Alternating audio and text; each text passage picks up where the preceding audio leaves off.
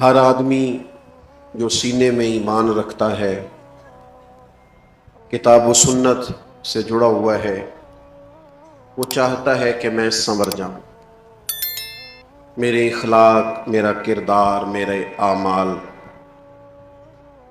ان میں حسین تبدیلیاں واقع ہو جائیں، اللہ تعالیٰ کی رضا مجھے نصیب ہو جائے۔ اس کے لیے انسان کوشش بھی کرتے ہیں، جد و جہد بھی کرتے ہیں، رستہ بھی تلاش کرتے ہیں اور چاہتے ہیں کہ میں اس رستے کا مسافر بن جاؤں جو رستہ مجھے اللہ تعالیٰ کے قرب کی طرف لے جائے۔ نبی پاک صلی اللہ تعالیٰ علیہ وسلم نے فرمایا، خطا کاروں میں سے ایک بہترین خطا کار بھی ہے خطا کار پر بہترین خطا کار۔ یا رسول اللہ وہ کون؟ فرمایا جو خطا کے بعد سچے دل سے توبہ کرتا ہے، جس سے شرمندگی ہوتی ہے، احساس ہوتا ہے کہ نہیں یہ میں نے غلط کیا ہے، مجھے ایسا نہیں کرنا چاہیے تھا، مجھے بدلنا چاہیے، جو ندامت محسوس کرتا ہے اور توبہ کرتا ہے۔ انسان سنورنا چاہتا ہے، بدلنا چاہتا ہے، اور اگر خود وہ بدل نہیں بھی پا رہا باوجود کوشش کے، لیکن اس سے بھی زیادہ اس کے دل میں ایک بڑی تڑپ یہ ہوتی ہے کہ میری اولاد سنور جائے۔ بہت جھوٹا آدمی بھی کبھی نہیں چاہتا کہ اس کا بچہ جھوٹ بولے، اس میں یہ غلطی پائی جاتی ہے، اس سے یہ خطا ہو رہی ہے، اسے پتہ ہے کہ میں بعض اوقات غلط بیانی کرتا ہوں، لیکن وہ یہ پسند نہیں کرتا کہ میرا بیٹا غلط بیانی کرے۔ جو آدمی معاذ اللہ استغفر اللہ کسی وجہ سے کسی خطا میں، کسی غلطی میں، کسی جرم میں مبتلا ہے، وہ یہ نہیں چاہتا کہ میرا بیٹا اس رستے پہ چلے۔ اپنی اصلاح کی بھی فکر ہوتی ہے، لیکن اس سے بڑھ کر بھی لوگوں کو یہ فکر ہوتی ہے کہ جو کمزوریاں، جو غفلتیں، جو سستیاں مجھ میں پائی جاتی ہیں وہ میری اگلی نسل میں نہ پائی جائیں۔ کیا کریں؟ سنورنے کا رستہ کیا ہے؟ بدلنے کا رستہ کیا ہے؟ اخلاقی طور پر درست ہونے کے لیے ہمارے پاس کون سی راہ ہے؟ تو قرآن مجید نے ایک مضبوط رستے کی طرف ہماری رہنمائی کی ہے۔ فرمایا یا ایھا الذین آمنوا اتقوا اللہ وکونوا مع الصادقین، اے ایمان والو اللہ سے ڈرو اور سچوں کی سنگت اختیار کرو، صادقین کے ساتھ بیٹھو۔ اللہ کرے آپ موبائل کم دیکھیں اور میری بات زیادہ سنیں، آمین تو کہیے گا۔ دعا تو مانگی جا سکتی ہے نا جی، کیوں جی؟ قبولیت ہو جاتی ہے، اللہ قبول کرنے والا ہے۔ موبائل آپ کے پاس رہنا ہے اور میں نے جانا ہے، لیکن آپ کی ساری توجہ موبائل پہ ہے۔ اللہ تعالیٰ آپ کو جزائے خیر دے، 2-4 لوگ بنا لیں، باقیوں کو دے دیں، اتنا ہی کافی ہوتا ہے، سب کو یہ کام نہیں کرنا چاہیے۔ فرمایا اللہ سے ڈرو اور سچوں کی سنگت اختیار کرو۔ یہ جو صالحین کی صحبت ہوتی ہے جو دلوں میں تقوی پیدا کرتی ہے۔ 10 لوگ ایک جگہ بیٹھے ہوں اور 9 اٹھ کے نماز پڑھنے چلے جائیں تو امید ہے 10واں بھی بیٹھا نہیں رہے گا، وہ بھی کہے گا یار اب سارے جا رہے ہیں تو مجھے بھی جانا چاہیے۔ اچھے لوگوں کی سنگت، اچھے لوگوں کی صحبت، اچھے لوگوں کے ساتھ اٹھنا بیٹھنا یہ انسان کے اندر مثبت تبدیلیاں لاتا ہے۔ اعلیٰ حضرت بریلوی رحمۃ اللہ علیہ ذرائع علم کو بیان کرتے ہیں کہ انسان عالم کیسے ہوتا ہے، تو فاضل بریلوی نے ان میں سے ایک ذریعہ یہ بیان کیا ہے کہ صحبت علماء بھی آدمی کو عالم بنا دیتی، صحبت علماء سے بھی علم حاصل ہوتا ہے۔ اچھے لوگوں کی سنگت اختیار کریں، صالحین کی۔ اور یہ آپ چھوڑ دیں بات کرنی کہ ہمیں صالحین ملتے ہیں، ہمیں پتہ ہوتا ہے کون کون بندہ اچھا ہے، ہمارے ارد گرد اچھے لوگ ہوتے ہیں، ہمارے دائیں بائیں اچھے لوگ ہوتے، ہمارا مزاج نہیں ہوتا کسی کے پاس بیٹھنے کا، وقت گزارنے کا، ہماری طبیعت نہیں ہوتی تربیت کے لیے کہیں جانے کی۔ ہمارے ہاں لوگ جاتے ہیں آج کل کسی کو مشہور آدمی سمجھ کے فوٹو کھنچوانے، یا کسی ایسے شخص کے پاس جہاں جا کے ذرا گپ شپ کا موقع ملے، یا کسی ایسے شخص کے پاس جو ہماری ہاں میں ہاں ملائے. اچھی صحبت، صحبت صالحین اتنی ہی زیادہ ضروری ہے جتنا انسان کے لیے سانس لینا ضروری ہے. اگر آپ کو صالحین کی صحبت میسر نہیں آتی، آپ کے ارد گرد کا ماحول ایسا نہیں ہے جو آپ کو تقوی کی طرف مائل کرے، آپ کیسے عبادت کی طرف رجحان کریں گے؟ آپ دیکھیے نا، مولا علی شیر خدا رضی اللہ تعالیٰ عنہ فرماتے ہیں میں نے نبی پاک کو اور سیدہ خدیجہ کو نماز پڑھتے دیکھا تو میں نے پوچھا یہ کون سا طریقہ ہے، چونکہ شیر خدا کی عمر مبارک ابھی چھوٹی تھی، کون سا طریقہ ہے؟ تو کہا یہ دین اسلام ہے. کہتے ہیں رب نے توفیق دے دی، پیر والے دن نبی پاک نے اعلان نبوت کیا اور منگل والے دن میں نے سرکار کے ساتھ نماز پڑھی. اس نماز کو پڑھتے ہوئے دیکھا. صحبت صالحین. کبھی ایسا ہوتا ہے کہ آپ گھر کے اندر مصلی بچھا لیں، نماز کا ارادہ کریں تو آپ کا بچہ جو 2-2.5 سال کا ہے، جسے پتہ بھی نہیں نماز کیا ہے، وہ بھی آ کے مصلی پہ لیٹ جاتا ہے، سجدے کرنے شروع کر دیتا ہے. کیوں؟ کہ جو آپ کریں گے بچے بھی وہی کریں گے. آپ کے بچے آپ کو گھر میں قرآن مجید پڑھتا ہوا دیکھیں گے تو ان کا خیال آئے گا کہ یہ کام کرنا چاہیے. اچھی صحبتیں، نیک لوگوں کی خدمت میں حاضر ہونا، ان کے پاس جانا. امام غزالی رحمۃ اللہ علیہ جس درویش کے پاس جایا کرتے تھے، بظاہر انہوں نے کوئی کتاب نہیں لکھی، اتنا بڑا ان کا علمی نام اس لحاظ سے نہیں پکارا جاتا تھا، اگرچہ بہت بڑے عالم تھے لیکن شہرت اس عنوان سے نہیں تھی. لیکن اپنی تربیت کے لیے، اپنے آپ کو بدلنے کے لیے ایک اچھی صحبت کی ضرورت ہوتی. اگر دوست اور ارد گرد کا ماحول نہ بدلے، ماں باپ کے لیے جہاں یہ ضروری ہے نا کہ وہ اپنی اولاد کے لیے رزق حلال کا بندوبست کرے، ضروریات کو جمع کرے، وہاں ان کے لیے یہ بھی ضروری ہے کہ گھر کے ماحول کو صالح بنائیں، گھر کے ماحول کو نیک بنائیں. اگر ماں باپ کوئی بات کرتے ہوئے ایسا لفظ بولتے ہیں جو اخلاقی طور پر درست نہیں ہے تو وہ بھی بچوں کو بدخلق کرتا ہے. اپنے ماحول میں خوبصورتی لانے کے لیے اچھی صحبتیں، نیک لوگوں کے پاس آنا جانا. نبی پاک صلی اللہ علیہ وسلم نے فرمایا انسان اپنے دوستوں سے پہچانا جاتا ہے. انسان کا تعارف بن جاتے ہیں اس کے دوست. لہذا کریم فرماتے ہیں دوستیاں دیکھ کے لگایا کرو. تم دیکھو تمہارا دوست کون ہے، کس کے پاس آتے جاتے ہو.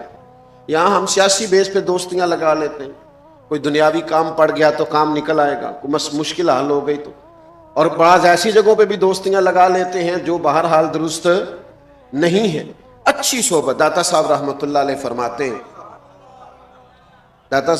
ایک شخص حج کرنے گیا تو بیت اللہ کا طواف کرتا تھا، یا منا میں جاتا تھا، یا مزدلفہ میں جاتا تھا، یا عرفات میں بیٹھا تھا، تو ہر جگہ ایک ہی دعا مانگتا تھا، یا اللہ میرے دوستوں کو نیک کر دے، یا اللہ میرے دوستوں کو نیک کر دے، یا اللہ میرے دوستوں کو صالح بنا دے.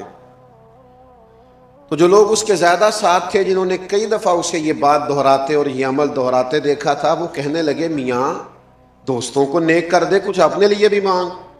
کہنے لگا اپنے لیے ہی مانگ رہا ہوں، یہ اپنے لیے ہی مانگ رہا ہوں. کیا مطلب؟ کہنے لگا اگر میرے سارے دوست ٹھیک ہو گئے، نیک ہو گئے، تو میں خود بخود ہو جاؤں گا، کیونکہ وہی میرے دائیں بائیں رہتے ہیں، وہی میرے آگے پیچھے رہتے ہیں، انہی سے میرا اٹھنا بیٹھنا ہے، وہی میرے سفروں میں ساتھ ہو. صالحین کے پاس بیٹھیں، نیک لوگوں کی سنگت اختیار کریں.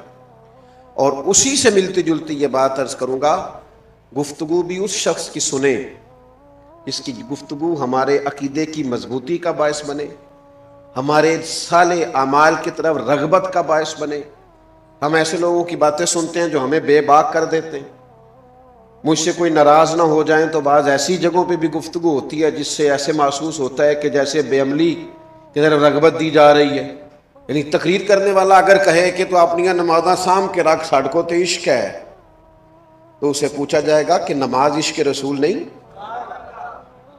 نبی پاک علیہ السلام نے یہ نہیں فرمایا کہ نماز میری آنکھوں کی ٹھنڈک ہے؟ تو عشق رسول میں صرف محفل ہی کرائی جاتی ہے، عشق رسول میں لنگر ہی کھایا جاتا ہے، نماز بھی عشق رسول میں پڑھی جاتی ہے.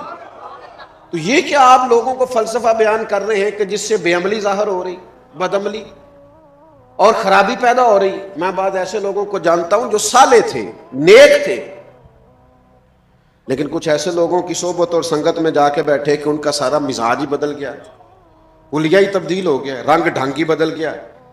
آپ یہ لوگ ہمارے ذہنوں پر اثر انداز ہوتے ہیں، ہم مانے چاہے نہ مانے، ہم دوسروں کا اثر قبول کرتے ہیں۔ یہ ممکن نہیں ہوتا کہ دوسروں کا اثر انسان قبول نہ کرے، انسان پر اثر ہوتا ہے۔ اچھی صحبتیں، علماء کے پاس آنا جانا، ان کی خدمت میں بیٹھنا، ان کے پاس رہنا، بہت بڑے تھے امام اعظم ابو حنیفہ، بڑا مضبوط حافظہ اللہ نے عطا کیا۔ جن لوگوں کو لاکھوں حدیثیں یاد ہیں وہ بھی امام اعظم کے مقلد ہونے پر فخر کرتے ہیں۔ اللہ تبارک و تعالیٰ نے ان کو بڑی قوت عطا کی تھی، تقوی عطا کیا تھا۔ اتنا علم ہے، اتنا فضل ہے، اتنی رعنائی ہے، اتنا حافظہ ہے، اور پھر اللہ نے حکمت عطا کی ہے، امام صاحب کو مسائل نکالنے آتے ہیں، لیکن اس کے باوجود سیدنا امام جعفر صادق کی صحبت میں جا کے بیٹھا کرتے، ان سے فیض لیتے تھے، اور فرماتے تھے اگر وہ 2 سال نہ ہوتے جو مجھے امام جعفر صادق کی صحبت میں ملے ہیں تو ابو حنیفہ ہلاک ہو جاتا، میں ہلاک ہو جاتا۔ مجھے وہ 2 سال کی جو نیک آدمی کی صحبت تھی، اس صحبت نے میرے اندر تقویٰ پیدا کیا، عبادت کا نور پیدا کیا، خوبصورتی پیدا کی۔ میرے بھائیوں، خدا را اپنے ارد گرد کے ماحول کو درست کریں، اپنے آنے والی نسلوں کو صالح اور خوبصورت سوسائٹی دیں۔ حضرت عمر رضی اللہ تعالیٰ عنہ فرمایا کرتے تھے جو لوگ کثرت سے استغفار کریں ان کی صحبت میں بیٹھا کرو، جو لوگ کثرت سے استغفار کرنے والے ہوں ان کے پاس بیٹھا کرو۔ وہ عاجز لوگ ہوتے ہیں، وہ رب سے ڈرنے والے ہوتے ہیں، اس لیے کہ انہیں اپنے گناہوں پر ندامت ہوتی، انہیں احساس ہوتا۔ یہ جو ہمارے بزرگ تھے جن کے ہم عرس مناتے ہیں، جن کی ہم یادوں میں بیٹھتے ہیں، یہ صرف شاگرد نہیں ہوتے تھے، یہ با ادب شاگرد ہوتے تھے۔ انہوں نے صرف دین نہیں پڑھا ہوتا تھا، انہوں نے تھوڑے جوتے بھی سیدھے کیے ہوتے تھے اساتذہ کے۔ یہ منسلک ہوتے تھے، فخر کرتے تھے اپنے مشائخ کی نسبتوں پر، اور پھر یہ کہیں مرید بھی ہوتے تھے، کہیں انہوں نے تزکیہ نفس کے لیے بھی وقت گزارا ہوتا، کہیں اخلاقی تربیت بھی کی ہوتی تھی۔ میں چھوٹا آدمی ہوں، کو بڑی بات کروں گا تو اچھا نہیں لگے گا، چھوٹے منہ سے بڑی بات۔ آج تو ہمارے مذہبی سٹیج اور مذہبی لوگ اور جلسے اور نعتیں اور آنا اور جانا اور سٹیٹس اور ویوز، اور جناب اتنا چل گیا اور اتنا بن گیا، ہم کیا دیں گے سوسائٹی؟ کیا سیکھیں گے لوگ اس ماحول سے، جس ماحول میں صرف کھینچا تانی، جس ماحول کے اندر اس طرح کا نظریہ بن گیا کہ چھپ جانے کو جی چاہتا ہے، دل کرتا ہے اٹھ بلیا چلو تھے بسیے، جتھے بس دینی سارے ینے، نہ کوئی ساڈی ذات پچھانے نہ کوئی سانو مننے۔ ماحول ہی اور طرح کا ہو گیا، رنگ ہی اور طرح کا ہو گیا، کوئی اسلوب ہی نہیں رہ گیا، صحبت لوگوں کی بدل گئی۔ صالحین کے پاس بیٹھیں، اچھی باتوں کو سیکھیں۔ اور پھر ایک اور بات بھی آپ کی خدمت میں عرض کروں، انسانوں میں خوبیاں بھی ہوتی ہیں، خامیاں بھی ہوتی ہیں۔ آپ کسی سے خوبی لے لیں اور خامی چھوڑ دیں، کوتاہیوں سے صرف نظر کریں۔ میں کسی شخص سے بیزار نہیں ہو سکتا کیونکہ ایک ذرہ بھی تو بیکار نہیں ہو سکتا۔ آپ سیکھیں، آپ خیر لے لیں جس سے ملتی، اس خیر کو اپنے دامن میں ڈالیں، ایک ایک کر کے اپنی زندگی سے غلطیاں کمزوریاں دور کرنی شروع کریں، ورنہ ماحول اس طرح کا بن جاتا ہے کہ انسان کو۔ حضرت موسیٰ کلیم اللہ علیہ السلام ایک دفعہ کہا گیا کہ بستی میں جو سب سے نیک آدمی ہے وہ ڈھونڈ کے لائیں، تو اب جسے حضرت موسیٰ نیک کہیں گے وہ کتنا کو نیک ہوگا؟ پوری بستی میں سے نیک آدمی تلاش۔ مکتوبات 2 صدی میں صوفیہ اس کو لکھتے ہیں، کہتے ہیں وہ سب سے نیک آدمی ڈھونڈ کے حضرت موسیٰ علیہ السلام لائے۔ اب کہا گیا اس کے ذمے لگائیں، حضرت موسیٰ نے اس کے ذمے لگایا کہ بستی میں سب سے گناہگار بندہ ڈھونڈ کے لاؤ۔ نیک آدمی کے ذمے لگایا کہ سب سے، میرا خیال ہے یہ میرے ذمے لگتا تو 2 بندے نیک بچنے تھے، ایک میں، ایک جو میرے پیچھے ہاتھ باندھ کے چلتا ہے، باقی سارے گناہگار تھے۔ جو میری ہاں میں ہاں نہ ملا ہے، آپ ناراض نہ ہونا، آج کل لوگ حق پرست نہیں ہوتے، گروہ پرست ہوتے۔ اپنے اپنے گروہ کو سپورٹ کرتے ہیں، حق کو نہیں. معاذ اللہ ثم معاذ. حضرت کلیم علیہ السلام نے اس سے کہا کہ تو گناہگار کو ڈھونڈ کے لا، تو وہ کہنے لگا حضور مشکل کام ہے، میں نے وہ اینک لگائی نہیں جس سے لوگوں کے گناہ نظر آئے. فرمایا نہیں، بس یہ کوئی پیار کی بات ہے، میں تجھے کہتا ہوں. تو اس بندے نے نظر ڈالی اور کہا مجھے 3 دن کی مہلت دے، میں ڈھونڈ کے لاتا ہوں. 3 دنوں کے بعد مقررہ وقت پر وہ بندہ ڈھونڈ کے کسے لایا؟ اپنے گلے میں رسی ڈالی، حضرت موسیٰ کے ہاتھ میں تھما، تڑپ کے رویا. کہنے لگا حضور کچھ لوگ مجھے گناہگار محسوس ہوئے تھے اور ان کے گناہوں کا صرف شک تھا، اپنا مجھے پاک کہے. لوگوں کی غلطیوں کا صرف شک تھا، اپنا مجھے پاک کہے. مجھے پتا ہے، پتا سارا ہے سردار نو کیتیاں دا، من نانم کے من دانم، جو میں ہوں میں جانتا ہوں، مجھے اپنی خطاؤں کا پتہ ہے. مہربانی کرے، میں ہی گناہگار ہوں. تو حضرت کلیم فرمانے لگے اب سمجھ آئی ہے تجھے اللہ نے کیوں شان عطا فرمائی. میرے بھائیوں، اچھی صحبتیں، اچھی سنگتیں، اچھے لوگ. میں تھوڑی دیر پہلے ایک جگہ پہ عرض کر رہا تھا، لوگ کہتے ہیں پیر بڑے جعلی ہیں، تو میں کہتا ہوں کوئی مجھ سے ناراض نہ ہو جائے تو مرید بھی بڑے جعلی ہیں. ہوئے ہونا ناراض اللہ، میں پہلا گزارش کی تھی نہ ہویا جی. مرید بھی بڑے، ہاں ناراض نہ ہونا. اگر کوئی تگڑا پیر سمجھ کے مرید ہو گئے ہو تو جعلی مرید ہو. ہاں اگر کسی سیاسی بیس پہ بیعت ہو گئے ہو تو جعلی مرید ہو. مرید بھی جعلی کیوں؟ کہ تو اس لیے مرید ہو گیا ہے کہ میں تویز اچھا مل جائے گا اور کام چل جائے گا، اس لیے مرید ہو گیا کہ ہو رش بڑا ہے تو ذرا معاملہ آگے چلا جائے گا. وہ سینکڑوں سال پہلے حضرت سلطان باؤ نے کہا تھا رب دا طالب کوئی نہیں ملیا، یہ تو جو ملے ہے طالب زردہ ہوں، یہ تو مال کے طالب ہیں. رب دا طالب کوئی نہیں ملیا، جو ملیا ہے طالب زردہ ہوں، یہ تو مال کے لیے آئے. یہ تو چاہتے ہیں کوئی ایسے، کوئی پیر صاحب کوئی ایسا تعویذ دے جو گلے میں رکھوں نوٹ ختم نہ ہو. یہ تزکیہ نفس کے لیے تو آئے نہیں، تربیت کا تو مزاج ہی نہیں، سیکھنا تو چاہتے ہی نہیں. اور پھر میں کیا عرض کروں، جب پیروں کی لڑائیاں مرید سلجھائیں گے تو ان کی تربیت تھوڑی ہوگی. ان کی کوئی تربیت ہوگی، انہیں تو پتہ چل جائے گا کون کون اپنے نفع کے لیے مجھ سے کیا کرا رہا. اچھی صحبتوں میں بیٹھے اور صالحیت کا مزاج اختیار کریں. میں اور آپ جس معاشرے میں وقت گزار رہے ہیں، یہ معاشرہ ہجوم بنتا جا رہا.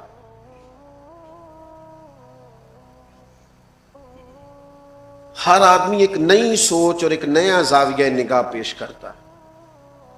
الجھے ہوئے خیالات، بکھری ہوئی سوچیں، وسوسوں کا غلبہ، ٹوٹتی بکھرتی باتیں، چھوٹی چھوٹی گروہ بندیاں، چھوٹی چھوٹی اہل حق کے اندر بھی چھوٹے چھوٹے گروپ. یہ انداز درست نہیں ہے. اپنے بزرگوں کی صحبت اختیار کریں، اپنے بزرگوں کی کتب کا مطالعہ کریں.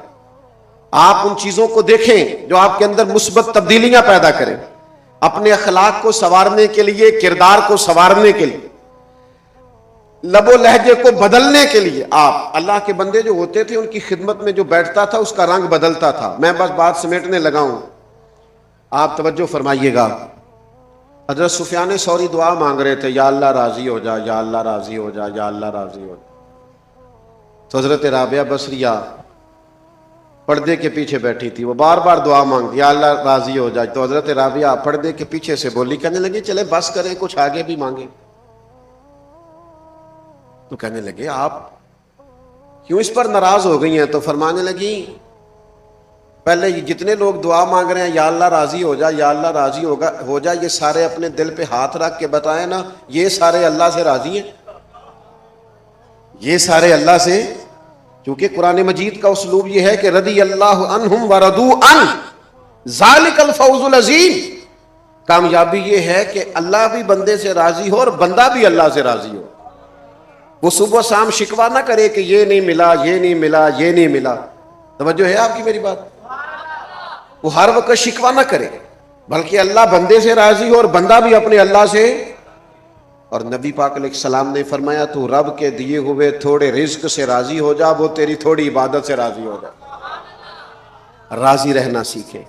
بڑا ہی شکوہ ہے لوگوں کی زبانوں پر, بڑے ہی شکوے. ہم نے تو کسی کو چھوڑا نہیں, نہ کوئی ادارہ چھوڑا ہے پاکستان کا شکوہ کر کر کے, اعتراض کر کر کے, نہ کوئی جماعت چھوڑی ہے, نہ کوئی مذہبی آدمی کو ملتا ہے آپ کو جو ٹھیک ہو, کوئی نہیں.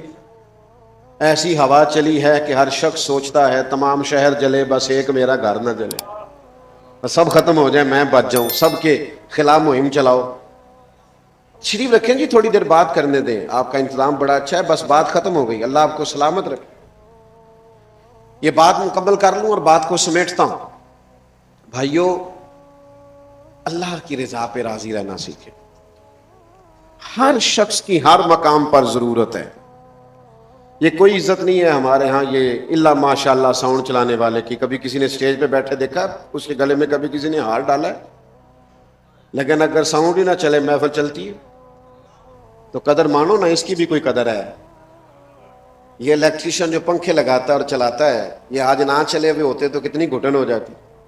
لیکن کیا قدر ہے, ہر شخص جہاں ہے وہ راضی رہے کہ رب نے جہاں مجھے رکھا ہے بڑی شان سے, اپنے مالک کی رضا پہ اور تقسیم پہ راضی رہیں. میں اکثر محبت سے دوستوں سے کہا کرتا ہوں کہ خدا جانے بلندی ہے کہ پستی, خدا جانے بلندی ہے کہ پستی, پر جہاں میں ہوں وہاں کوئی نہیں ہے, جہاں میں ہوں وہاں کوئی نہیں ہے. یہ بطور شکر کے کہتے ہیں. تو اچھی صحبت اختیار کریں, ان لوگوں کے پاس بیٹھیں جن کے پاس بیٹھنے سے شکر مزاج میں پیدا ہو, صبر پیدا ہو, تحمل پیدا ہو, بردباری پیدا ہو, عبادت کا ذوق پیدا ہو, اللہ کی طرف رجوع کرنے کی طبیعت پیدا ہو. نکل آئیں کیمروں کی دنیا سے باہر, اور نکل آئیں آپ لائکس اور کمنٹس کی دنیا سے باہر, اور مہربانی کریں دنیا شیشوں کے اندر نہیں شیشوں کے باہر ہے. باہر نکلیں, حقیقت کی زندگی گزاریں. اللہ کے حضور دعا کرتا ہوں اللہ تعالیٰ اس آستانہ نور کو آباد و شاد رکھے. رمضان شریف اللہ کے فضل سے قریب آ رہا. ہر چیز کا کوئی نہ کوئی موسم ہوتا ہے نا, کہتے ہیں آم کا موسم ہے, کنوں کا موسم ہے. یہ رمضان نہ نیکیوں کا موسم ہے, اور صرف نیکیوں کا موسم نہیں, نیکیوں کا موسم بہار ہے. اس میں تربیت کی جا سکتی ہے. اپنی تربیت پر توجہ دیں, روزہ بھی رکھیں اور اپنے آپ کو محتاط بھی رکھیں, اور کوشش کریں کہ یہ انکساری, یہ عاجزی, یہ پیار, یہ درگزر, یہ شفقتیں, یہ سچائیاں, یہ دیانتداریاں, ان کو آپ تقسیم کریں. نوجوانوں یاد رکھنا, کپڑوں سے, لباس سے, گاڑیوں سے, مہنگے موبائل سے کبھی بھی ہماری زینت نہیں ہوگی. انسان کی زینت اس کے اچھے اخلاق سے ہوتی ہے, اس کی کردار سے ہوتی ہے. وہ ٹوٹی ہوئی کرسی پہ بندہ بیٹھا ہو نا, اور ٹوٹا ہوا ٹیبل آگے رکھا ہوا ہو, اور وہ معمولی سرکاری ملازم ہو, تو بہت بڑا آدمی بھی دروازے پہ کھڑا ہو کے ڈر رہا ہوتا ہے کہ یار بندہ بڑا دیانتدار ہے, نہ سفارش سنتا ہے نہ رشوت لیتا. لوگ ڈر رہے ہوتے. یہ ڈر اس کے کپڑوں کا نہیں, اس کے کردار کا ہے. یہ اس کے لباس کا روب نہیں, یہ اس کی دیانتداری کا روب ہے. لوگ ڈر رہے ہوتے یار یہ تو بندہ بڑا اصول پسند ہے, لیکن 6 کروڑ کا گھر ہو, 2 کروڑ کی گاڑی ہو, 10-15 ملازم ہو, تو دروازے کے سامنے کھڑے ہو کے لوگ کہہ دیتے ہیں کرپشن کا پیسہ ہے. چھوڑو جی, پتہ ہے ہمیں. یاد رکھنا کبھی بھی روب اور زینت لباس سے نہیں ہوتی, کردار سے ہوتی. کردار میں بلندی لے آئیں گے, لب و لہجے میں مٹھاس لے آئیں گے, آپ کا رویہ دیانتداری کا ہو جائے گا. آپ اور کسی کو سکون دے نہ دیں, آپ خود اپنے اندر بڑی ٹھنڈک محسوس کریں گے. اپنی تلاش ایک ٹائم پہ شروع ہو جاتی ہے. بہت سارے لوگ ایسے ہوتے ہیں جو کام کر کر کے, مال کما کما کے, زندگی کی الجھنوں کو سلجھا سلجھا کر اتنا تھک جاتے ہیں کہ پھر وہ ڈھونڈنے لگتے ہیں کہ میں کون ہوں, کیا ہوں, کہاں سے آیا ہوں, کس مقصد کے لیے آیا ہوں. اقبال بھی کہتے ہیں کہ ڈھونڈتا پھرتا ہوں اے اقبال اپنے آپ کو, آپ ہی گویا مسافر, آپ ہی منزل ہوں میں. جب انسان اپنے آپ کو ڈھونڈتا ہے تو پھر وہ اپنے خالق کو, مالک کو, رازق کو بھی ڈھونڈتا ہے. اور لوگ اس تلاش میں جب خود سے نکلتے ہیں وحی کی تعلیمات کے بغیر تو گمراہ بھی ہوتے ہیں، الجھتے بھی ہیں، بہت ساری گمراہیوں کا بھی شکار ہو جاتے ہیں، اور پھر آنکھیں اللہ تعالیٰ کا ادراک بھی نہیں کر سکتی، دنیا میں یہ دیدار ممکن بھی نہیں ہے جاگتی آنکھوں سے،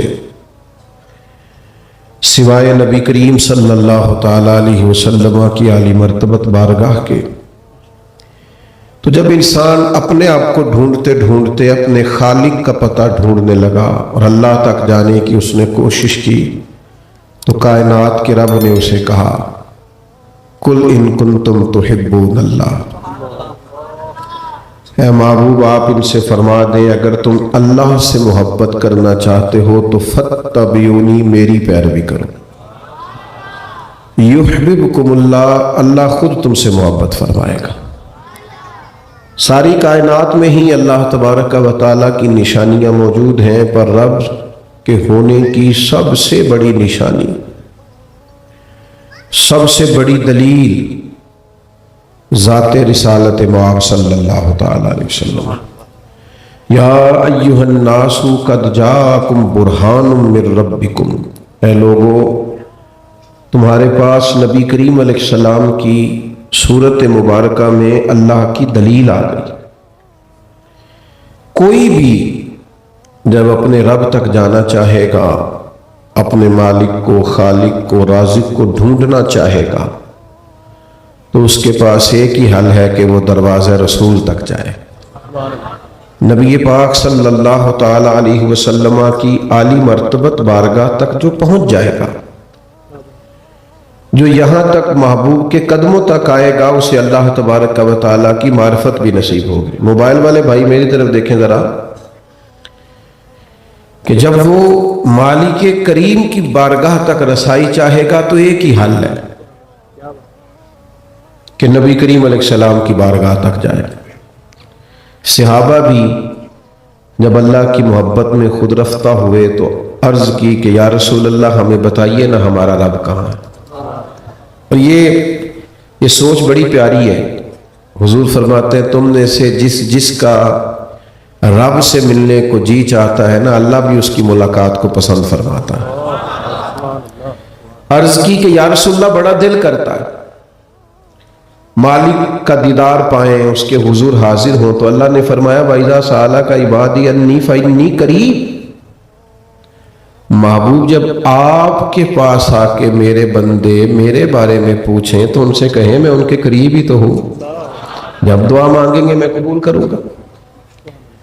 تو میرے عزیز نبی پاک علیہ السلام کی عالی مرتبت بارگاہ تک جب رسائی ہو جاتی ہے نا، انسان حضور کے قدموں تک پہنچتا ہے تو اسے معرفت الہی نصیب ہوتی ہے، اور معرفت الہی نصیب ہوتی ہے تو اسے خود شناسی حاصل ہوتی ہے، اسے اپنے آپ کا پتہ چلتا ہے۔ وہ حضور علیہ السلام کی سنت تک، شریعت تک، نبی پاک کے ارشادات تک، حضور کی دی ہوئی تعلیمات تک جب پہنچتا ہے تو اسے پتہ چلتا ہے میں کون ہوں، میں کیا ہوں، مجھے کس طرف جانا۔ اس کے بغیر وہ کسی رستے کی طرف نہیں جا سکتا، کچھ بھی حاصل نہیں کر سکتا۔ بارگاہ رسالت مآب صلی اللہ تعالی علیہ وسلم تک جب لوگ چلے جاتے ہیں پھر انہیں جینے کے سلیقے آتے ہیں، پھر انہیں شعور کی بلندیاں نصیب ہوتی ہیں، پھر وہ اپنے آپ سے آشنا ہوتے ہیں، پھر تو صرف جینے کا مزہ ہی نہیں آتا، پھر تو مرنے کا بھی مزہ آتا ہے، پھر تو لوگ شہادت کی آرزو کرنے لگتے ہیں، پھر تو اللہ کے حضور عرض گزار ہوتے ہیں کہ اللہم ارزقنا شہادتا فی سبیلک، یا اللہ کبھی تیرے رستے میں شہادت کی توفیق مل جائے نا۔ یہ جو نبی پاک کی بارگاہ تک جانا ہے نا، اچھا پھر ایک اور بات بھی، ہمارے جو صوفیاء ہیں انہوں نے معرفت الہی پر گفتگو کرتے کرتے دو اصطلاحیں جو تصوف کی اصطلاحات ہوتی ہیں اس میں سے دو باتیں انہوں نے یہ بیان کی ہیں کہ ایک نفی ہے اور ایک جمع ہے،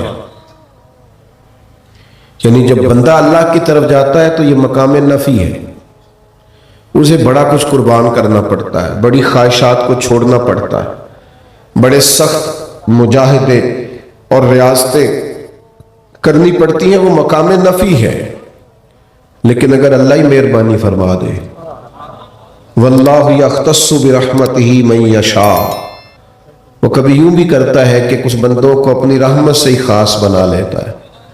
اگر اللہ ہی فضل کر دے تو پھر نفی کوئی نہیں، پھر جمع ہی جمع ہے، اور بندہ اللہ کی طرف جانے لگے تو کئی دفعہ مشکل ہے، لیکن اگر رب بھی کرم کرے تو اللہ کرے آپ کو میں بات سمجھا سکوں۔ وہ حضرت بہلول دانا رحمۃ اللہ علیہ ہارون رشید کے محل کے پاس سے گزر رہے تھے۔ ہارون رشید محل کی چھت پر اوپر ٹہل رہا تھا، اچانک اس نے نیچے دیکھا کہ حضرت بہلول دانا گزر رہے ہیں۔ اوپر سے اس نے سپاہیوں کو کہا، انہوں نے ایک بڑی ساری ٹوکری جس کے ساتھ رسیاں بندھی ہوئی تھی وہ نیچے پھینکی، نیچے جو سپاہی تھے ان کو اشارہ کیا، انہوں نے زبردستی پکڑ کے حضرت بہلول دانا کو اس میں بٹھایا، اوپر والوں نے اوپر کھینچ لیا۔ وہ چند سیکنڈ منٹ لگے تو حضرت ہارون رشید کے سامنے، تھوڑا سا انہیں اچھا نہیں لگا کہ یہ طریقہ ٹھیک نہیں بلانے کا، لیکن بادشاہ ہوتے ہیں نا، تو فرمایا کیوں بلایا؟ کہنے لگا ایک بات پوچھنی تھی۔ فرمایا ابھی کیا طریقہ ہے تیرا بات پوچھنے کا، تیرا مسئلہ پوچھنے کا کیا سٹائل ہے؟ بہرحال پوچھو۔ تو ہارون رشید کہنے لگے حضور میں یہ پوچھنا چاہتا ہوں آپ اللہ تک کیسے پہنچے؟ آپ کو اپنے رب کریم کی معرفت کیسے نصیب ہوئی؟ اس کی بارگاہ رحمت تک کیسے پہنچے؟ تو رب کریم کے جو بندے ہوتے ہیں وہ مشکل باتیں نہیں کرتے، سہل اور سادہ انداز تکلم اختیار کرتے ہیں جس سے لوگ فیض یاب ہوں۔ اس نے کہا آپ اللہ تک کیسے پہنچے؟ تو حضرت بہلول دانا کچھ منٹ چپ رہے اور پھر فرمانے لگے کہ جیسے ابھی زمین سے تیرے تک نہیں پہنچا، یہ ابھی جیسے تیرے تک نہیں پہنچا۔ بادشاہ آدمی تھا نا، ایک بادشاہ وہ ہوتا ہے اور ایک کچھ لوگ کہتے ہیں بادشاہ ہی ہے، یعنی کچھ لوگ ایسے ہوتے ہیں جو دماغ کے بادشاہ ہوتے ہیں، جلدی بات سمجھ میں نہیں آتی۔ کہا جیسے ابھی آپ تک نہیں پہنچا، کہنے لگا میں سمجھا نہیں۔ فرمایا تو بادشاہ جو ہوا؟ فرمایا سن، اگر میں تیرے تک آنا چاہتا تو میں کوئی درخواست لکھتا کہ مجھے ملنا ہے، پھر کسی وزیر کے سفارشی سائن لیتا، پھر اس کے بعد تو مجھے کوئی ٹائم دیتا کہ فلاں دن آ جانا، پھر میں آتا، پھر میں لائن میں لگتا، پھر میری باری آتی، پھر پتہ نہیں تیرا موڈ کس طرح کا ہوتا۔ جب میں چاہتا تو بڑا ٹائم لگ جاتا، لیکن جب تو نے چاہا ہے تو مانا کہ محبت کے سفر میں ہر گام پہ 100 مشکل ہے، لیکن یہ سفر آسان بھی ہے اگر ساتھ تمہارا ہو جائے۔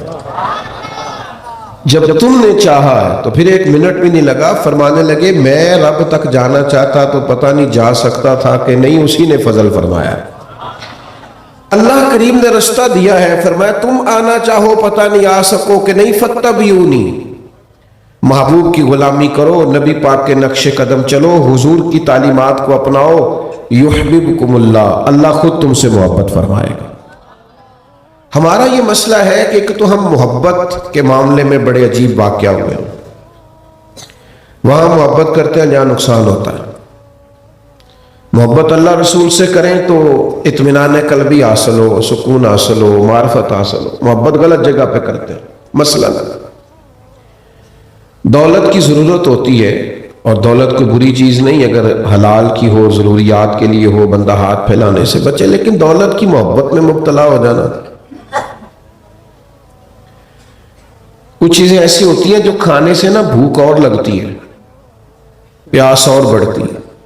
یہ پیسہ بھی ایک ایسی عجیب چیز ہے، جتنا آ جائے اس کی پیاس اور بڑھتی ہے، یہ اور بھوک لگاتا ہے۔ اسی طرح کچھ لوگ شہرت سے محبت کرنے لگتے ہیں، ان کو ہر صورت میں مشہور ہونا ہے، اور جب سے یہ سوشل میڈیا آیا تب تو بڑی بری حالت ہے۔ بڑے بڑے معزز لوگ شہرت پانے کے لیے میڈیا پر وہ حرکات کرتے دکھائی دیتے ہیں جو کسی صورت بھی ان کی شخصیت سے میچ نہیں کرتے۔ ضروری تھوڑی ہے ہر آدمی کا معروف ہونا، یہ تو جو معروف ہے ان سے پوچھو، کوئی نجی زندگی نہیں رہی، بیچارے جو کرنا چاہتے ہیں وہ بھی نہیں کر سکتے۔ اس لیے حضرت مولا علی شیر خدا رضی اللہ تعالیٰ عنہ فرماتے ہیں اسے مبارک ہو جسے تھوڑے لوگ جانتے ہیں۔ حضرت علی نے مبارک کی مصنف ابن ابی شیبہ میں موجود۔ دولت کی محبت، شہرت کی محبت بڑا سخت نقصان کرتی ہے۔ حدیث پاک سنیے، نبی کریم صلی اللہ تعالی علیہ وسلم نے ارشاد فرمایا، دو بھوکے بھیڑیے، اچھا بھیڑیا ویسے ہی بڑا خطرناک ہوتا ہے، اوپر سے بھوکا ہو، فرمایا دو بھوکے بھیڑیے بکریوں کے ریوڑ میں کھلے چھوڑ دیے جائیں۔ یہ ذرا تصور میں بات لانا، بکریوں کا ریوڑ ہے، دو بھیڑیے وہ بھی بھوکے اور کھلے چھوڑ دیے جائیں، مانا یہ کہ انہیں منع کرنے والا بھی کوئی نہ ہو۔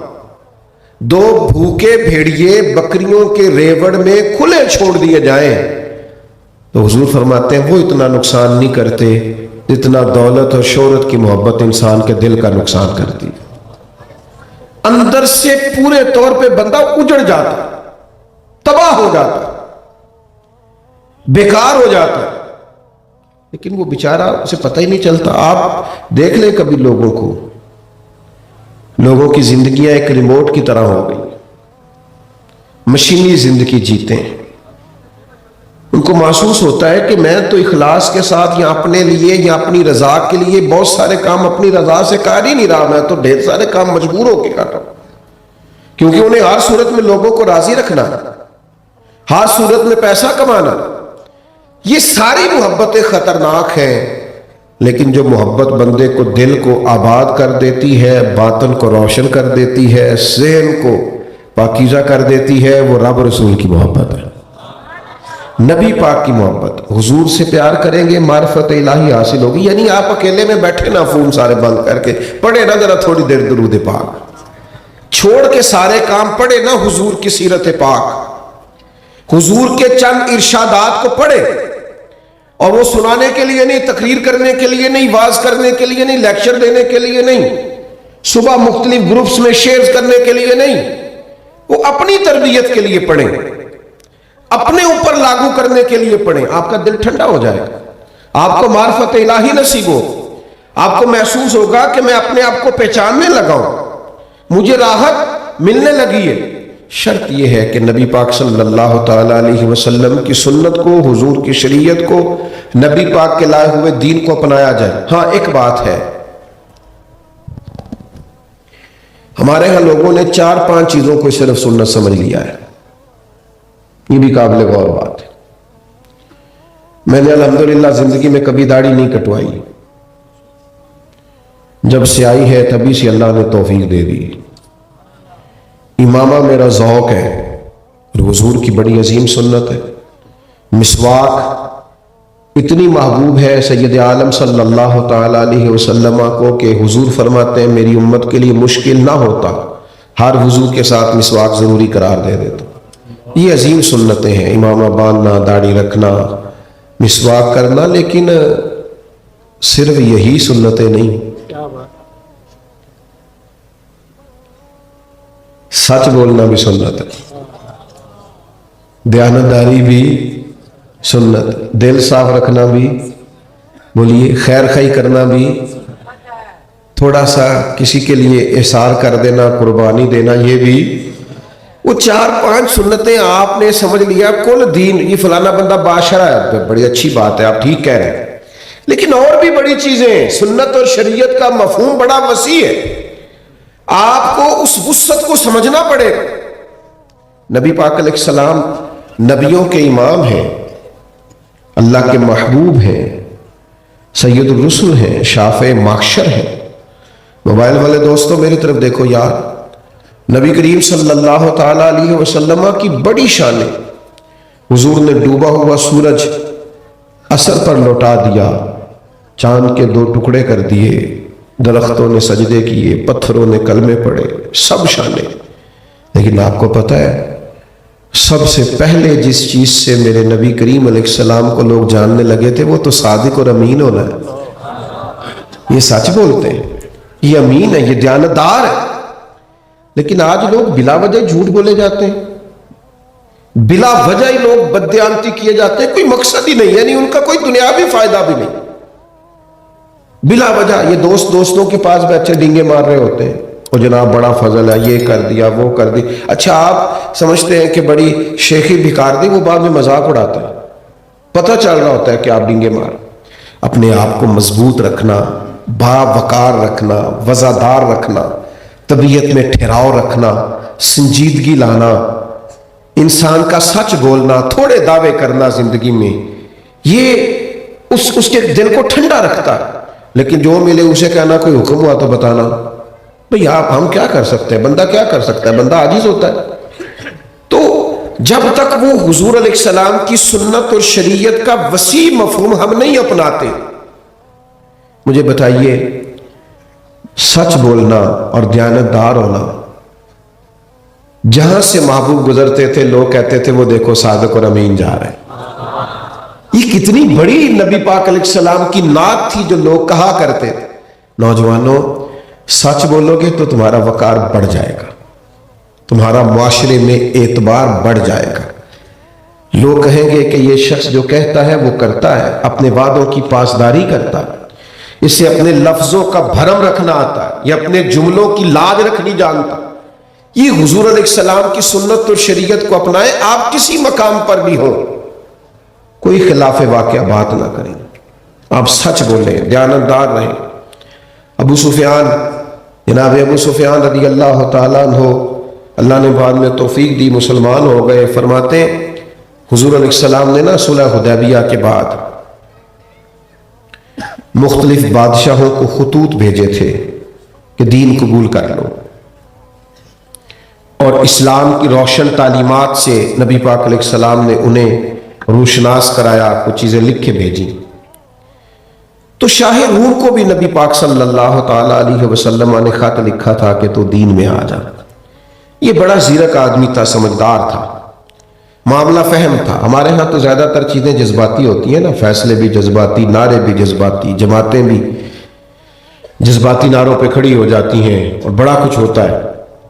लेकिन कुछ लोग ऐसे होते हैं जो चीज़ों को पूरे तौर पर देखने के आदी होती हैं, गहराई में भी उतरते हैं और गहराई में भी जाते हैं। तो शाह रूम बड़ा सियाना आदमी था। उसने कहा यार इन्होंने दावा नबूवत किया है, कमाल कर दी इन्होंने, मुझे भी दावत दी, लोगों को भी, कोई इनके इलाके का सरदार यहां आया हो ना तो उसे बुला के लाओ। जनाब अबू सुफियान कहते हैं मैं हम दोनों वहां गया हुआ था, मुझे बुला के ले गए, मुझसे तारुफ पूछा तो मैंने कहा ये महबूब अलैहिस्सलाम रिश्ते में मेरे भतीजे हैं।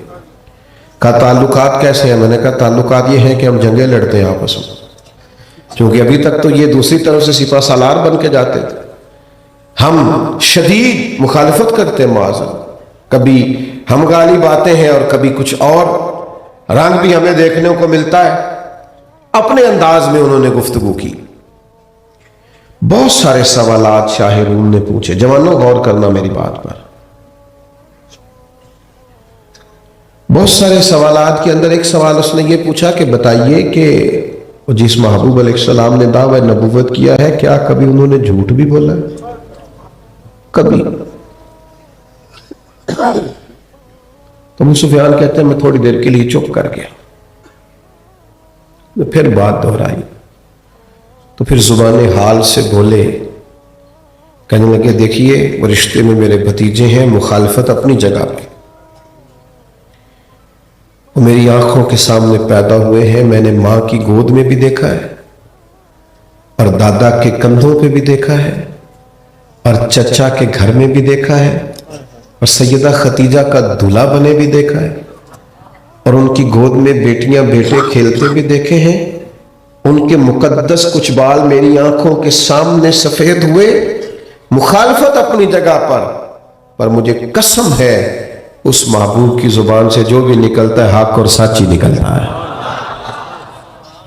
कैसे मैं बात करूं आपके साथ कि अगर छोटे छोटे बच्चों को भी हमने झूठ सिखा दिए हैं और हमने उन्हें इस बात पे लगा दिया है कि बस कह दो जान छुड़ाओ, तो क्या सोसाइटी लोगों को आगे देगी और क्या मुआशरे के अंदर पैगाम फैलेगा? मेरे अजीजों, अबू सुफियान कहते हैं बादशाह थोड़ी देर खामोश रहा, फिर चलने लगा। तो मैंने कहा इतने सवाल इतने जवाब, कोई रिजल्ट भी तो दे। कहने लगा रिजल्ट तो निकल आया, नतीजा तो बरामद हो गया, बात तो सारी वाज़ेह हो। मैंने कहा वो क्या? कहने लगा सरदार आपने खुद ही तो बताया है कि उन्होंने कभी झूठ नहीं बोला। जिस बंदे ने कभी बंदों से झूठ नहीं बोला वो ये झूठ क्यों बोलेगा कि मैं अल्लाह का रसूल बन के आया हूं? तो बात तो सच है। असीर दुश्मन की चाह में भी وہ مخالفوں کی نگاہ میں بھی امی ہے، صادق ہے، معتبر ہے، میرا پیغمبر عظیم تر ہے۔ نبی پاک علیہ السلام کی سنت کا، حضور علیہ السلام کی اتباع کا، تعلیمات کا مطالعہ کرو کہ اللہ کے قریب چلے جاؤ، معرفت الہی نصیب ہو، جینے کا سلیقہ ہے۔ میں بڑے بڑے مہنگے کپڑوں میں لوگوں کو پریشان دیکھتا ہوں، بڑے بڑے مہنگے گھروں میں لوگوں کو بے سکون دیکھتا ہوں، کبھی کبھی بڑی بڑی مہنگی گاڑیوں سے اترتے ہوئے کو دیکھتا ہوں کہ وہ اترتے ہی رستہ بھول گئے ہیں کہ مجھے دائیں جانا ہے کہ بائیں جانا ہے۔ ذہنی کوفت نے، ڈپریشن نے، انزائٹی نے توڑ کے رکھ دیا لوگوں کو۔ لوگ چیزوں کو سلجھاتے سلجھاتے اپنے آپ کو لوگوں کی گڈ بک میں لاتے لاتے خود کہیں کھو گئے۔ کیا کام ہے کرنے کا؟ کرنے کا کام یہ ہے کہ آپ ساری باتیں سننی چھوڑ دیں، ہر ایک کی گڈ بک میں آنا چھوڑ دیں۔ ایک ہی رستہ ہمیں ہمارے رب نے دیا ہے کہ فاتبعون، ہر جگہ سر تھوڑی جھکاؤ گے، بس میرے محبوب کی غلامی کرو۔ حضور نے جو کہا ہے، جو بیان کیا، پھر دیکھیں سب سے زیادہ تکلیف دہ معاملہ اس وقت ہوتا ہے جب ہم کسی کو بڑا راضی کرنے کی کوشش کرتے ہیں، لیکن وہ بڑا کیا، وہ تھوڑا سا بھی نہیں ہوتا، اور وہ یک جنبش قلم سب کیے کرائے پہ پانی پھیر دیتا ہے۔ میں نے زندگی میں ایسے بچے بھی دیکھے ہیں جنہوں نے عمر بھر محنت کرنے والے باپ کو کہہ دیا کہ ابا جی آپ نے ہمارے لیے کیا کیا ہے، آپ کو ڈھب کا کام کر لیتے تو آج حالات اور نہ ہوتے، دیکھیں وہ آپ کے ساتھ والے کہاں نکل گئے، نہیں باپ کو ہی کہہ دیتے ہیں۔ تو جو اتنے بڑے محسن کے بارے میں رویے اس طرح کے ہو جائیں تو آپ کیا توقع کرتے ہیں؟ کسی اور کے بارے میں کیا رویہ ہوگا؟ الا ماشاءاللہ، جو حضور کہہ دیں وہ کر جاؤ۔ ایک در کے ہو جانے سے انقلاب بڑا آ جاتا ہے۔ حضور کی سنت اور شریعت کو اپناؤ۔ اللہ نے نبی کریم علیہ السلام کو اور سب نبیوں کو معصوم بنایا، ان کی سب ادائیں اللہ تبارک و تعالیٰ کی معرفت کی طرف لے جاتی ہے۔ بندہ ٹھنڈا ہو جاتا ہے، میٹھا ہو جاتا ہے، پیارا سا ہو جاتا ہے، اسے جینا آ جاتا ہے۔ کوئی کچھ بھی کہتا رہے اس کی کیفیت بن جاتی، اسے پرواہ نہیں رہتی۔ حضرت ابو ذر غفاری رضی اللہ تعالیٰ عنہ سردار تھے بہت بڑے، اور اس زمانے کے جو سردار ہوتے تھے ان کا تو ہاں کوئی لفظ ملازم اور نوکر تو ہوتا ہی نہیں تھا، ان کے ہاں تو غلام کا لفظ بولا جاتا، تو فلانا میرا غلام ہے۔ اور یہ جو لفظ غلام ہے اس پر پھر جو تصور بنتا ہے وہ آپ سمجھ سکتے ہیں، لوگوں کو غلام بناتے تھے۔ ایک دن حضرت ابو ذر غفاری رضی اللہ تعالیٰ عنہ اپنے گھر سے باہر آئے تو کسی نے دیکھا کہ جس قیمت کا لباس انہوں نے پہنا ہوا ہے اسی قیمت کا ان کے غلام نے بھی پہنا ہوا ہے۔ یہ مشکل کامات بھی مشکل ہے۔ جو آدمی 1.5 گھنٹہ تقریر کرتا ہے نا حقوق کے انسانیت پر، 1.5 گھنٹہ، اور اس میں جماعت اور تنظیم بنا رکھی ہے حقوق انسانیت پر، اس کا اور اس کے ڈرائیور کا لباس آپ دیکھ لیں اندازہ ہو جائے گا، اس کا اور اس کے ملازم کا رہن سہن آپ دیکھ لیں پتہ چل جائے گا، سب اندازہ ہو جائے گا کہ یہ تو آپ نے تو بہت بڑی جماعت بنا رکھی ہے، آپ تو اس پر لیکچر دیتے ہیں، آپ تو کہتے ہیں کہ میں بہت بڑا دائی ہوں اس کا۔ حضرت ابو ذر غفاری رضی اللہ تعالیٰ عنہ تشریف لائے تو جس طرح کا لباس انہوں نے پہن رکھا اسی طرح کا ان کے غلام نے پہن رکھا۔ تو یہ عرب کے اندر بڑا بے موسمہ پھل تھا، روٹین میں ایسا ہوتا نہیں تھا، لوگ ششدر رہ گئے کہ جناب کمال ہو گئی، اس طرح ہوتا نہیں۔ تو ایک شخص نے ان سے پوچھ ہی لیا کہ جناب یہ کیا، آپ نے اور آپ کے غلام نے جیسا لباس پہنا ہے؟ تو حضرت ابو ذر غفاری رضی اللہ تعالیٰ عنہ فرمانے لگے یار ایک دفعہ کسی غلام کو میں نے جھڑک دیا تھا، ایک دفعہ ہی پھر نبی پاک نے فرمایا زیادہ نہیں، علم و بس کریو یار، او یا کوئی عرف تینوں درکار، ایک دفعہ صرف حضور نے فرمایا یہ غلام تمہارے بھائی ہیں، یہ غلام تمہارے، بول کے بتانا، تمہارے، مان کے دیکھو ڈرائیور بھی بھائی ہوتا ہے، مان کے دیکھو ملازم بھی، مالی بھی، مزدور بھی، کچھ نہیں کہنے لگا بول دے، کچھ بھی نہیں ہوتا انشاءاللہ۔ یہ کیا ہے؟ کیونکہ مومن آپس میں بھائی بھائیاں، دیکھ لو کہنا کتنا مشکل ہے تو کرنا کتنا مشکل ہوگا۔ حضرت ابو ذر غفاری رضی اللہ تعالیٰ عنہ فرمانے لگے کریم نے فرمایا یہ تمہارے بھائی ہیں، اور دو تاکیدیں بھی لگائیں، فرمایا جس طرح کا خود کھانا اسی طرح کا انہیں بھی کھلانا، جس طرح کا خود پہننا اس طرح کا انہیں بھی پہنانا، اور فرمایا ان کی طاقت سے زیادہ ان پر بوجھ نہیں ڈالنا۔ فرماتے بس وہ دن اور آج کا دن جس طرح کا خود کھاتے ہیں اسی طرح کا ان کو بھی کھلاتے ہیں، جس طرح کا خود پہنتے ہیں اس طرح کا ان کو بھی پہناتے ہیں۔ ہم بھی دیتے ہیں کبھی کبھی ملازم کو جوڑا، کہتے ہیں میرے کپڑے رکھ لے نویں ہی نے، یہ نویں ہوتے تو سن نہیں سن دے رہے، ان کو مسئلہ ہو گیا ہے، یہ کوئی نہ درزی بیچارے سے کہیں کوئی کوتاہی ہو گئی۔ یہ جب تک سنت شریعت کا یہ والا ذوق نہیں بنتا میرے عزیز، اتنی دیر تک معرفت اپنے آپ کا بھی پتہ نہیں چلتا۔ اور یہ سادگی، یہ حسن، یہ خوبصورتیاں یہ حضور کی سنت سے آتی ہیں، یہ آ جائے تو آپ کو محسوس ہوگا کہ آپ کو اپنے رب کی معرفت بھی حاصل ہو رہی ہے اور آپ کو اپنے آپ سے بھی آشنائی ہو رہی ہے۔ حضرت مولا علی شیر خدا رضی اللہ تعالیٰ عنہ نے غلام سے کہا ایک دن، فرمایا چل یار خریداری کے لیے چلے۔ کس کو؟ غلام کو۔ غلام کو ساتھ لے گئے، دو جوڑے خریدے، ایک مہنگا ایک سستا، دونوں ہی لے کر کے واپس آئے تو وہ چوک آ گیا جہاں سے حضرت مولا کائنات نے اپنے کاشانہ نور میں جانا تھا اور غلام نے اپنے گھر جانا تھا۔ تو حضرت علی فرمانے لگے بھئی وہ میرے والا جوڑا مجھے دے دو، تو ظاہر ہے سادی سی بات تھی، مہنگا جوڑا آقا کا ہے اور سستا غلام کا ہے، تو مہنگا جوڑا نکال کے دیا۔ تو حضرت علی فرمانے لگے یہ نہیں میرے والا، شیر کی باتیں شیروں جیسی، یہ نہیں میرے جیسا، میرا تو وہ دوسرا ہے۔ وہ کہنے لگا نہیں حضور، آپ دلیل دی اس نے، آپ مہنگا پہنیے، آپ آقا ہیں، میں سستا پہنتا ہوں، میں غلام ہوں۔ تو حضرت علی شیر خدا چونکہ بہت بڑے عالم ہیں، بہت بڑے دانا ہیں، فرمانے لگے بیٹا اگر کسی دلیل سے تقسیم کرنا ہے تو میں دلیل دے دیتا ہوں، تو نے ایک دلیل دی ہے نا، ایک علت بیان کی ہے نا، ایک سبب بیان کیا کہ چلے اس طرح بانٹ لیتے ہیں، آپ آقا ہیں تو آپ مہنگے والا لے لے اور میں غلام ہوں تو میں سستا لے لیتا ہوں، تو فرمایا چلو دلیل سے ہی بانٹ لیتے ہیں، تو مہنگا پہن لے تو کہ تو جوان ہے اور میں سستا پہن لیتا ہوں چونکہ میں بوڑھا ہو گیا ہوں، چلو دلیل سے، اس دلیل سے بانٹ لیتے ہیں۔ یاد رکھنا میرے عزیز، یہ عاجزی، یہ پیار، یہ شفقت، یہ انسانیت، یہ انسان کو اللہ تک لے جاتی ہے، اور یہ حضور کا اسوہ نور ہے۔ ہم نہ کچھ چلوں کے ذریعے جانا چاہتے ہیں اللہ تک،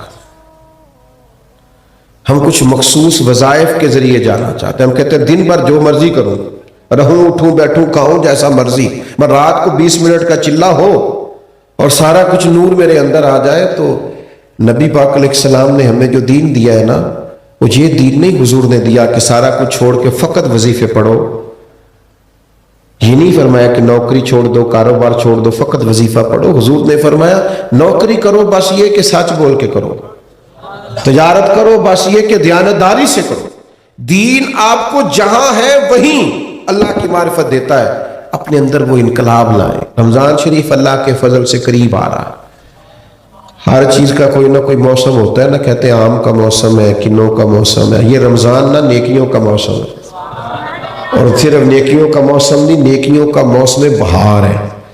اس میں تربیت کی جا سکتی ہے، اپنی تربیت پر توجہ دیں، روزہ بھی رکھیں اور اپنے آپ کو محتاط بھی رکھیں، اور کوشش کریں کہ یہ انکساری، یہ عاجزی، یہ پیار، یہ درگزر، یہ شفقتیں، یہ سچائیاں، یہ دیانتداریاں، ان کو آپ تقسیم کریں۔ نوجوانوں یاد رکھنا، کپڑوں سے، لباس سے، گاڑیوں سے، مہنگے موبائل سے کبھی بھی ہماری زینت نہیں ہوگی۔ انسان کی زینت اس کے اچھے اخلاق سے ہوتی ہے، اس کی کردار سے ہوتی ہے۔ وہ ٹوٹی ہوئی کرسی پہ بندہ بیٹھا ہو نا، ٹوٹا ہوا ٹیبل آگے رکھا ہوا ہو، اور وہ معمولی سرکاری ملازم ہو، تو بہت بڑا آدمی بھی دروازے پہ کھڑا ہو کے ڈر رہا ہوتا ہے کہ یار بندہ بڑا دیانتدار ہے، نہ سفارش سنتا ہے نہ رشوت لیتا ہے، لوگ ڈر رہے ہوتے ہیں۔ یہ ڈر اس کے کپڑوں کا نہیں، اس کے کردار کا ہے، یہ اس کے لباس کا روب نہیں، یہ اس کی دیانتداری کا روب ہے۔ لوگ ڈر رہے ہوتے ہیں یار یہ تو بندہ بڑا اصول پسند ہے، لیکن 6 کروڑ کا گھر ہو، 2 کروڑ کی گاڑی ہو، 10-15 मुलाजम हो तो दरवाजे के सामने खड़े होकर लोग कह देते हैं करप्शन का पैसा है। छोड़ो जी, पता है हमें। याद रखना, कभी भी रोब और जीनत लिबास से नहीं होती, किरदार से होती। किरदार में बुलंदी ले आएंगे, लबो लहजे में मिठास ले आएंगे, आपका रवैया दयानतदारी का हो जाएगा। आप और किसी को सुकून दे ना दें, आप खुद अपने अंदर बड़ी ठंडक महसूस करेंगे। आपको महसूस होगा कि आपका अपनी निगाहों में कद ऊंचा हो गया है। दुनिया में बहुत सारे लोग इसलिए तकलीफ में हैं कि वो खुद से अपनी नजरों में गिरे हुए हैं। वो रात जब लेटते हैं तो अपने ज़मीर के कैदी होते हैं, अपने आप को जवाब नहीं दे पाते। उनके अंदर का मोमिन उनसे सवाल पूछता है, उनके पास जवाब नहीं होता, फिर वो तकलीफ का शिकार होते हैं। तो मैं मेरी सारी गुफ्तगू का लुब्बे लुबाब और इसी पर बात ख़त्म करने लगा हूँ कि अगर चाहते हैं कि अल्लाह की मार्फत नसीब हो, हम अपने आप से आशना हो कि क्यों आए हैं, किस लिए आए हैं, क्या मकासद, तो एक ही ज़रिया कि नबी पाक के उसवा हसना पे अमल करें, हुजूर की बताई हुई तालीमात पर आए, आपको ठंडक महसूस होगी। वो जो लोग कहते हैं ना जी मैं बड़ी मुश्किल में हूँ, तो हज़रत बिलाल ने तो मकान ही कोई नहीं बनाया, सिर्फ मस्जिद में सोते थे पर बड़े सुकून में थे, इसलिए कि कोई चीज़ सुकून वाली हथे लग गई थी, बस ख़त्म हो गई बात। बहुत सारे लोग थे जो मस्जिद में सो जाते थे और वक्त बड़ा खूबसूरत गुजरता था। तो याद रखना कि जहां हमने ढूंढना शुरू किया वहां तो हालात खराब है। ये तो फत्तबियूनी युहब्बिबकुमुल्लाह, दरवाज़ा महबूब पे आओ तो रब का करम मिल जाता है, अल्लाह की रहमत नसीब हो जाती है। लेकिन शर्त यह है कि उसवा हसना का वसी मफहूम समझना है। ये हमारी सारी जिंदगी वो मैं एक आस्थाने पे हाजिर था गुफ्तगू के लिए, तो वहाँ बड़े नारे लग रहे थे और बहुत सारे लोग अपने शेख के लिए नारे लगा रहे थे। तो मैंने उनसे कहा कि आप जितनी मर्जी अकीदत का इजहार करें कि हम पीर साहब के बड़े पक्के मुरीद हैं, लेकिन अगर आपने घर जाके बीवी को बुरा भला कहा ना, माज़अल्लाह गाली दी, तो उसने फौरन कह देना ऐसा कहा तेनू पीरा ने। तो यह मत समझे कि आप खाली नारों से इनकलाब ले आएंगे। लोग उसी वक्त बोल देते हैं कि साहब ये सिखाते हैं तुझे तेरे उस्ताद, और ये सिखाते हैं तुझे तेरे कीमती तरबियत करने वाले। तो आप नुमाइंदे हैं, मैं नुमाइंदा। आज लोग एतराज़ करते नहीं मुसलमानों पे, आप लाख कहें कि वो तो हजरत उमर की बात थी, क्या बात है, तो वो कहते हैं भी तू भी तो मुसलमान होने का दावा करता है। चूँ बगोयम ब मुसलमानम बलर्जम, इकबाल कहते हैं जब मैं कहता हूँ मैं मुसलमान हूँ तो कांप जाता हूँ, इसलिए कि मुझे ला इलाहा इल्लल्लाह की मुश्किलात का इल्म है। बदलिए, समरिए और हुजूर के उसवा हसना की तरफ लौटिए। अल्लाह समझने की तौफीक अता फरमाए।